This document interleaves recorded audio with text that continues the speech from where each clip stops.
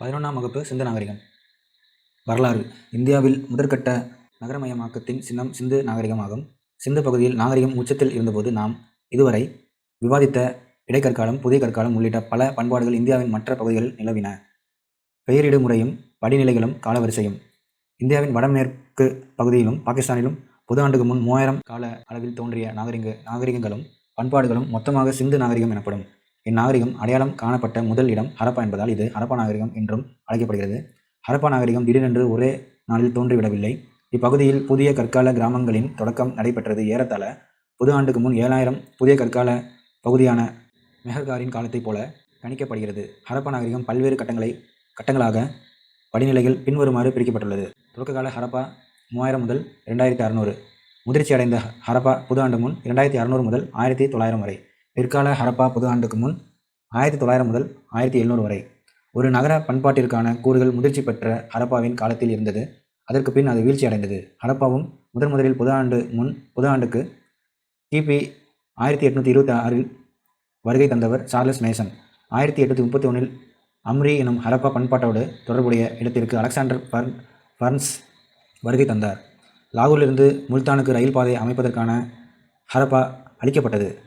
இப்பகுதியிலிருந்து ஒரு முத்திரை இந்திய தொல்லியல் அளவீட்டுத் துறையின் முதல் அளவையலாளரான அலெக்சாண்டர் கன்னிங்ஹாமுக்கு கிடைத்தது. 1853 1856 1875 அவர் ஹரப்பாவை பார்வையிட்டார். ஆனால் ஹரப்பாவின் முக்கியத்துவத்தையும் அதன் நாகரிகத்தையும் உணர்ந்து அங்கு ஆய்வு நடத்த காரணமாக இருந்தவர் சர் ஜான் மார்ஷல் ஆவார். இவர் இந்திய தொல்லியல் துறையின் இயக்குநராக பொறுப்பேற்ற நிகழ்வு இந்திய வரலாற்றின் ஒரு திருப்புமுனை எனலாம். இவரது முயற்சிகள் மூலம் ஹரப்பாவில் ஆய்வுகள் தொடங்கப்பட்டன. பிற்காலத்தில் 1940களில் REM வீலர் ஹரப்பாவில் அகழாய்வுகள் நடத்தினார். இந்திய பிரிவினைக்கு பிறகு ஹரப்பா நாகரிக பகுதியில் பெரும்பாலான இடங்கள் பாகிஸ்தானுக்கு உரியதாகிவிட்டன. எனவே ஆய்வாளர்கள் இந்தியாவில் உள்ள ஹரப்பா நாகரிக பகுதிகளை கண்டறிய ஆவல் கொண்டனர். ஹரப்பா நாகரிகத்துடன் தொடர்புடைய காலிபன், லோத்தல், ராக்ரிகார், டோலாவிரா ஆகியவை இத்தகைய முயற்சிகளால் அகழாய்வுக்கு உட்பட்டன. 1950களுக்கு பிறகு மேற்கொள்ளப்பட்ட ஆய்வு பயணங்களும் அகழாய்வுகளும் ஹரப்பா நாகரிகத்தையும் அதன் இயல்பையும் புரிந்து கொள்ள உதவின. புவியியல் அமைவிடமும் குடியிருப்புகளும். சிந்து நாகரிகமும் அதன் சமகால பண்பாடுகளும் இந்தியாவிலும் பாகிஸ்தானிலுமாக மொத்தம் 1.5 மில்லியன் சதுர கிலோமீட்டர் பரப்பளவில் அமைந்துள்ளன. மேற்கில் பாகிஸ்தான் ஈரான் எல்லையில் அமைந்துள்ள தட்காஜெண்டர் குடியிருப்புகள், வடக்கில் சாடுகை ஆப்கானிஸ்தான், கிழக்கில் ஆலம்கீர்பூர் உத்தரப்பிரதேசம், தெற்கில் தைமாபாத் மகாராஷ்டிரம் என சிந்து நாகரிக பகுதியின் எல்லைகள் வரையறுக்கப்பட்டுள்ளன. இதன் மையப்பகுதிகள் பாகிஸ்தானிலும் இந்தியாவிலும் குஜராத், ராஜஸ்தான், ஹரியானா ஆகிய மாநிலங்களிலும் உள்ளன. தொடக்கம். உலகில் வேளாண்மையும் விலங்கு வளர்ப்பும் மிக முன்பே தொடங்கிவிட்ட பகுதியில் சிந்து பகுதியும் மெஹர்கார் ஒன்று. சிந்து பகுதியின் புதிய கற்கால பண்பாடுகளுக்கும் பிற்காலத்து நகர நாகரிகத்துக்கும் தொடர்ச்சி உள்ளதா என தெரியவில்லை. ஹரப்பா நாகரிகத்தின் தொடக்க நிலையில் அப்பகுதி முழுவதும் கிராமங்களுக்கும் ஊர்களும் வளர்ச்சி பெற்றன. முதிர்ந்த ஹரப்பா பண்பாட்டு கட்டத்தில் நகர மையங்கள் தோன்றின. திட்டமிடப்பட்ட நகரங்கள். Harappa Punjab Pakistan, Mohenjodaro Sindh Pakistan, Dholavira Lothal, Surkotada Gujarat India, Kalibangan Rajasthan India, Banawali Rakhigarhi Haryana India ஆகியவை ஹரப்பா கால முக்கிய நகரங்களாகும். அரண்களால் பாதுகாக்கப்படும் தன்மை, நன்கு திட்டமிடப்பட்ட தெருக்கள், சந்துகள், கழிவுநீர் வசதி ஆகியவை ஹரப்பா நகரங்களில் குறிப்பிடத்தக்க கூறுகள் ஆகும். தகுந்த குடிமை அதிகாரிகளின் கீழ் இத்தகைய திட்டமிடல் நிகழ்த்தியிருக்கக்கூடும். ஹரப்பா மக்கள் கட்டுமானத்திற்கு சுடாத செங்கற்களையும் கற்களையும் பயன்படுத்தினர். நகரங்கள் சட்டக வடிவமைப்பை கொண்டிருந்தன. கழிவுநீர் வடிகால்கள் திட்டவட்டமான ஒழுங்குடன் கட்டப்பட்டன. வீடுகள் சேற்று மண்ணாலான செங்கற்களாலும் கழிவுநீர் வடிகால்கள் சுட்ட செங்கற்களாலும் கட்டப்பட்டன. வீடுகள் ஒன்றுக்கு மேற்பட்ட தளங்களை கொண்டிருந்தன. மொஹஞ்சதாரோ ஓர் உயர்ந்த மேடை மீது நன்கு திட்டமிட்டு கட்டப்பட்ட நகரமாகும். அது கோட்டை பகுதியாகவும் தாழ்வான நகரமாகவும் இரு வேறுபட்ட பகுதிகளை கொண்டிருந்தது. வீடுகளில் சுட்ட செங்கற்களால் தளம் அமைக்கப்பட்ட குளியலறையும் சரியான கழிவுநீர் வடிகாலும் இருந்தன. மேல்தளம் இருந்ததை உணர்த்தும் வகையில் சில வீடுகள் படிக்கட்டுகளை கொண்டுள்ளன. வீடுகளில் பல அறைகள் இருந்தன. பல வீடுகளில் சுற்றிலும் அறைகளுடன் கூடிய முற்றம் அமைந்திருந்தது. நகரத்தில் கோட்டை பகுதி முக்கியத்துவம் வாய்ந்த இருப்பிடத்திற்கான அமைப்புகளுடன் காணப்படுகிறது. இதை பொதுமக்களுக்கோ மக்களில் குறிப்பிட்ட சிலரோ பயன்படுத்தியிருக்கலாம். மொஹஞ்சதாரோவில் உள்ள ஒரு கட்டிடம் சேமிப்பு கிடங்காக அடையாளம் காணப்படுகிறது. பெருங்குளம் த கிரேட் பாத் என்பது முற்றத்துடன் கூடிய ஒரு பெரிய குளமாகும். குளத்தின் 4 பகுதிகளிலும் உள்ள நடைபாதை வடக்கு பகுதியிலும் தெற்கு பகுதியிலும் படிக்கட்டுகளுடன் அமைந்துள்ளது. நடைபாதையின் அருகே பல அறைகளும் உண்டு. அதன் சுவர்கள் ஜிப்சம் செறிந்த சுண்ணசாந்தால் பூசப்பட்டு நீர் புகாதபடி இருக்கின்றன. அக்கட்டுமானத்தில் கழிவுநீர் வடிகால் வசதி இருந்தது. பெருங்குளம் சடங்குகளுடன் தொடர்புடைய நீராடல் நிகழ்வுகளுக்கு பயன்படுத்தப்பட்டிருக்கலாம். பெருங்குளம் வாழ்வாதாரமும் பொருளாதார உற்பத்தியும். ஹரப்பா மக்கள் நிலையாக வாழ்வதற்கு வேளாண்மை முக்கிய ஆதாரமாக விளங்கியது. கோதுமை, பார்லி, அவரை வகைகள், கொண்டைக்கடலை, எள், வெவ்வேறு திணை வகைகள் உள்ளிட்ட பல்வேறு பயிர்களை பயிரிட்டார்கள். வேளாண்மையில் கிடைத்த உபரி வருவாய் முக்கியமான பல செயல்பாடுகளுக்கு ஆதாரமாக விளங்கியது. ஹரப்பா மக்கள் இரட்டை பயிரிடல் முறையை பின்பற்றினார்கள். ஹரப்பா மக்கள் உழவுக்கு கலப்பையை பயன்படுத்தினார்கள். நிலத்தை உழுது விதைக்கும் வழக்கத்தை அவர்கள் கொண்டிருந்திருக்கலாம். உழுத நிலங்களை காலிபங்கனில் காண முடிகிறது. அவர்கள் பாசனத்துக்கு கால்வாய்களையும் கிணறுகளையும் பயன்படுத்தினார்கள். தாவரவியலாளர்கள் பழமையான வேளாண்மையும் மனிதருக்கும் சுற்றுச்சூழலுக்கும் இடையேயான உறவையும் குறித்து ஆய்வு செய்கிறார்கள். விலங்குகளை பழக்கப்படுத்துதல். ஹரப்பாவில் மேய்ச்சலும் ஒரு முக்கியமான தொழிலாக இருந்தது. செம்மறியாடு, வெள்ளாடு, கோழி உள்ளிட்ட பறவைகளை வளர்த்தார்கள். எருமை, பன்றி, யானை போன்ற விலங்குகள் குறித்த அறிவும் அவர்களுக்கு இருந்தது. ஆனால் ஹரப்பா பண்பாட்டில் குதிரை இல்லை. ஹரப்பாவில் மாடுகள் செபு எனப்பட்டன. பெரிய உடலமைப்பை கொண்ட இவ்வகை மாடுகள் அவர்களின் பல முத்திரைகளில் சித்தரிக்கப்பட்டுள்ளன. ஹரப்பா மக்களின் உணவில் மீன், பறவை, இறைச்சி ஆகியவையும் இருந்தன. காட்டுப்பன்றி, மான், முதலை ஆகியவற்றுக்கான சான்றுகளும் ஹரப்பா நாகரிக பகுதிகளில் கிடைத்துள்ளன. கைவினை தயாரிப்பு. ஹரப்பா பொருளாதாரத்தில் கைவினை தயாரிப்பு ஒரு முக்கியமான பகுதியாகும். மணிகள் மற்றும் அணிகலன் செய்தல், சங்கு வளையல் செய்தல், உலோக வேலைகள் ஆகியவை கைவினை செயல்பாடுகளாக இருந்தன. கார்னிலியன் மணி, ஜாஸ்பர், கிறிஸ்டல், படிக்கல், ஸ்டீடைட் நுரைக்கல் ஆகியவற்றிலும், செம்பு, வெண்கலம், தங்கம் ஆகிய உலோகங்களிலும், சங்கு, பீங்கான், சுடுமண் ஆகியவற்றிலும் அணிகலன்களை செய்தார்கள். இந்த அணிகலன்கள் எண்ணற்ற வடிவமைப்பிலும் வேலைப்பாடுகளுடனும் செய்யப்பட்டன. இவை மெசொப்பொட்டோமியாவுக்கு ஏற்றுமதி செய்யப்பட்டன. இங்கிருந்து கலைப்பொருட்கள் ஏற்றுமதியான செய்தி மெசொப்பொட்டோமியாவில் நடத்தப்பட்ட அகழாய்வு மூலம் தெரிகிறது. ஹரப்பா நாகரிக பகுதிகள் சில குறிப்பிட்ட கைவினைப் பொருட்கள் தயாரிப்பில் தேர்ச்சி பெற்றதாக உள்ளன. அத்தகைய பொருள்களும் அவற்றின் உற்பத்தி மையங்களும் கீழே உள்ள அட்டவணையில் குறிப்பிடப்பட்டுள்ளன. பொருள் நகரம்: சங்கு, நாகேஸ்கர், பாலகோட். வைடூரியம், சாட்டுகை, கார்னிலியன் மணி, லோத்தல், ஸ்டீடைட் நுரைக்கல், தெற்கு ராஜஸ்தான். செம்பு, ராஜஸ்தான், ஓமன். மட்பாண்டங்கள். ஹரப்பா மக்கள் அன்றாட தேவைகளுக்கு பல வகைப்பட்ட மட்பாண்டங்களை பயன்படுத்தினர். அவை நன்கு சுடப்பட்டவை. மட்பாண்டங்கள் அடர் சிவப்பும் கருப்பும் கலந்த வண்ணம் பூசப்பட்டிருந்தன. அகன்ற பாத்திரத்தை வைப்பதற்கேற்ற தாங்கி, நீரை சேர்த்து வைக்கும் கலன், துளைகளுடன் கூடிய கலன், கையில் ஏந்துவதற்கு ஏற்ப குறுகிய பிடியுடன் உள்ள கோப்பை, நுனி செலுத்தும் தாங்கும் பகுதி நன்கு அகன்றும் உள்ள கோப்பைகள், தட்டுகள், கிண்ணங்கள் போன்ற பல வகைகளில் மட்பாண்டங்கள் காணப்படுகின்றன. அவற்றில் வரையப்பட்டுள்ள ஓவியங்களில் அரச இலைகள், மீன் செதில், ஒன்றை ஒன்று வெட்டிக்கொள்ளும் வட்டங்கள், கோணல் மாணலான கோடுகள், பக்கவாட்டில் உள்ள பட்டைகள், வடிவியல் கூறுகள், தாவரங்கள், விலங்குகள் ஆகியவை பதிவு செய்யப்பட்டுள்ளன. ஹரப்பா நாகரிகத்தை சேர்ந்த மட்பாண்டங்கள் நன்கு சுடப்பட்டதாகவும் நுட்பமான வேலைப்பாடு கொண்டதாகவும் இருக்கின்றன. வண்ணம் பூசப்பட்ட மட்பாண்டங்கள். ஹரப்பா உலோகங்களும் கருவிகளும் ஆயுதங்களும். ஹரப்பா நாகரிகம் வெண்கல கால நாகரிகமாகும். அம்மக்கள் செம்பு, வெண்கல கருவிகள் செய்ய அறிந்தவர்கள். வெண்கல கருவிகளை தயாரித்திலும் வேளாண்மைக்கும் கைவினைப் பொருட்கள் உற்பத்திக்கும் பல வகைப்பட்ட கருவிகள் அவர்களுக்கு தேவைப்பட்டன. ஒரு வகை படிக்கல்லில் செய்யப்பட்ட கத்திகளும், செம்பு பொருட்களும், எலும்பு மற்றும் தந்தத்தில் ஆன கருவிகளும் பயன்படுத்தப்பட்டன. கூர்முனை கருவிகள், உளிகள், ஊசிகள், மீன் பிடிப்பதற்கான தூண்டில், சவரக்கத்திகள், தராசு தட்டுகள், கண்ணாடிகள், அஞ்சன கோல்கள் போன்றவை பயன்படுத்தப்பட்டன. ரோரிசெட் எனப்படும் படிக்கல்லில் செய்யப்பட்ட கத்திகளை ஹரப்பா மக்கள் பயன்படுத்தினார்கள்.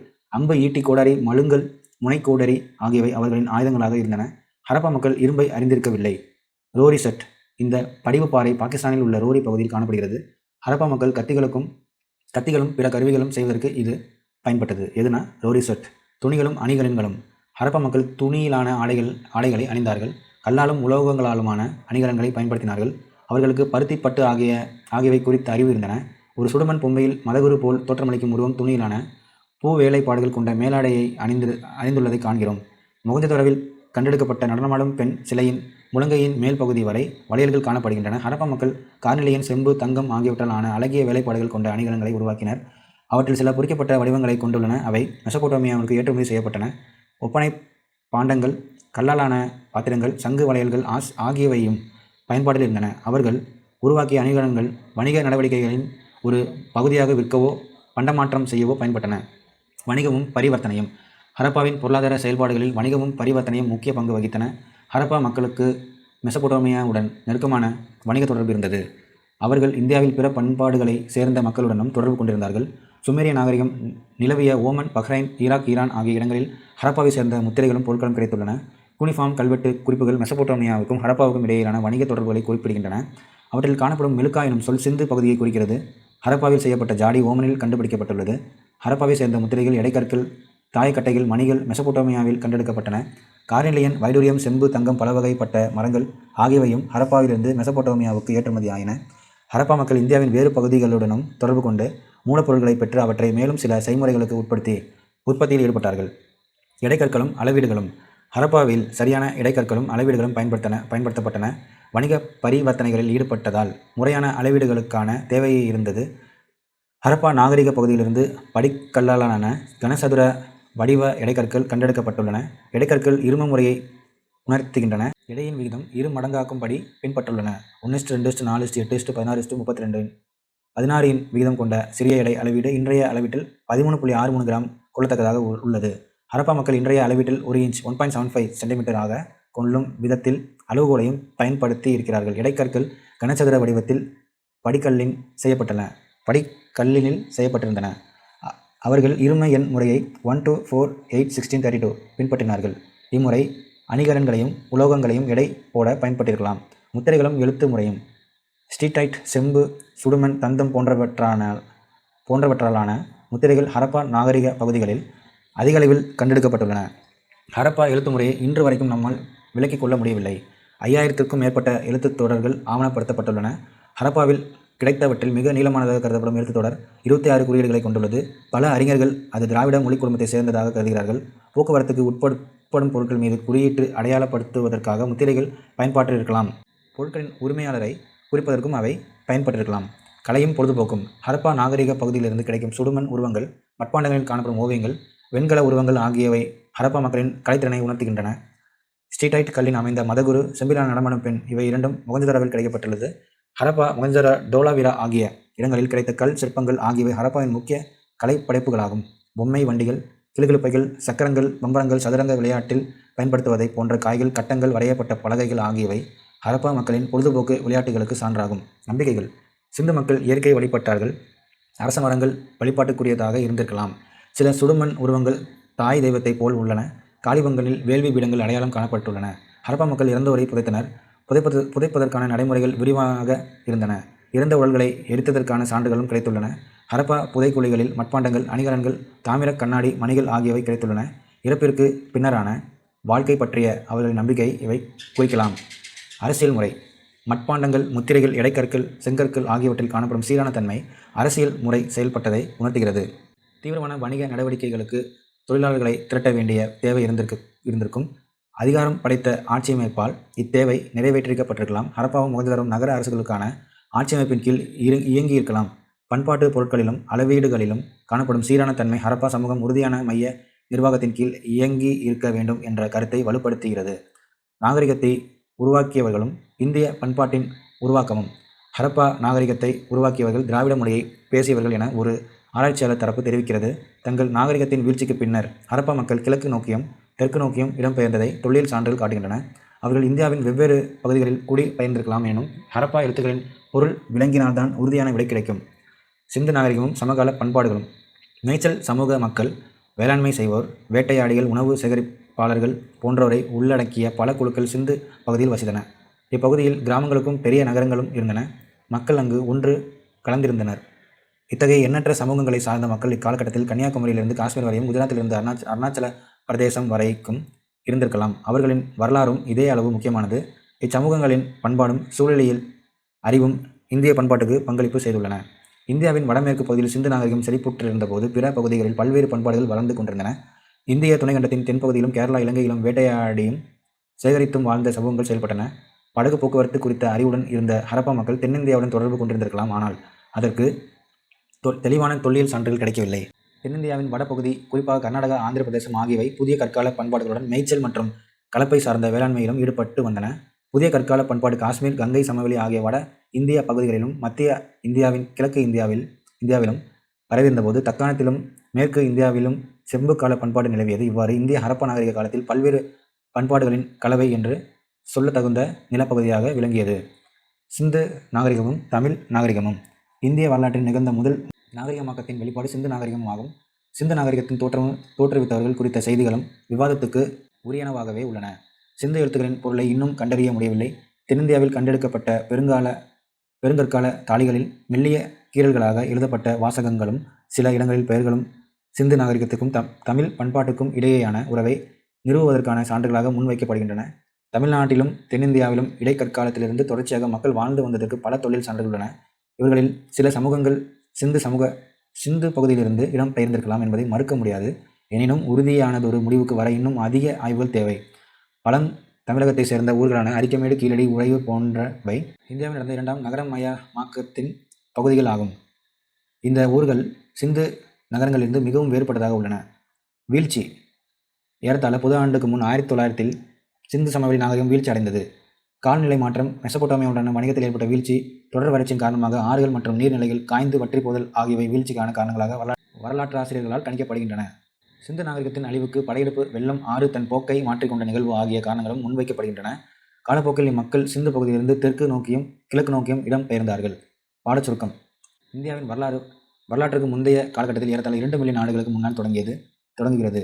வரலாற்றுக்கு முந்தைய காலங்களிலிருந்து ஏராளமான மக்கள் குழுக்கள் இந்நிலப்பகுதிக்கு இடம் பெயர்ந்துள்ளனர். இக்குழுக்கள் சுற்றுச்சூழலுக்கு ஏற்ப தகவமைத்து கொண்டு தனிச்சிறப்புடன் கூடிய வாழ்க்கை முறையை உருவாக்கி கொண்டார்கள். கைக்கோடரிகளை பயன்படுத்திய மனிதர்கள் இந்தியாவின் 2 மில்லியன் ஆண்டுகளுக்கு முன்னால் வாழ்ந்தார்கள். இடைக்கற்காலத்திலிருந்து வெவ்வேறு சமூகங்கள் இந்தியாவெங்கும் பரவி இந்தியாவின் பண்பாடு அடித்தளத்தை உருவாக்கினார்கள். இந்த அனைத்து குழுக்களின் கூட்டான பங்களிப்பு பன்மைத்துவம் வாய்ந்த இந்திய பண்பாட்டுக்கு செழுமை சேர்த்துள்ளது. இந்தியாவின் வெவ்வேறுபட்ட மொழிகளும் பண்பாடுகளும் இந்திய வரலாற்றோடு தொடர்புடைய சிக்கலான செயல்முறைகளை சுட்டுகிறது. முதல் நகரமயமாக்கம் சிந்து பகுதியை மையமாக கொண்டு ஏறத்தாழ பொது ஆண்டுக்கு முன் 2600 நிகழ்ந்தது. சிந்து நாகரிகம் வடமேற்கு இந்தியாவில் ஒரு முக்கியமான பண்பாட்டு முறையாக இருந்தபோது ஏராளமான பண்பாடுகள் இந்தியாவின் வேறு பகுதிகளில் இருந்தன. புக் பேக் கொஸ்டின்ஸ் பார்த்துருங்க. கலைச்சொற்கள்.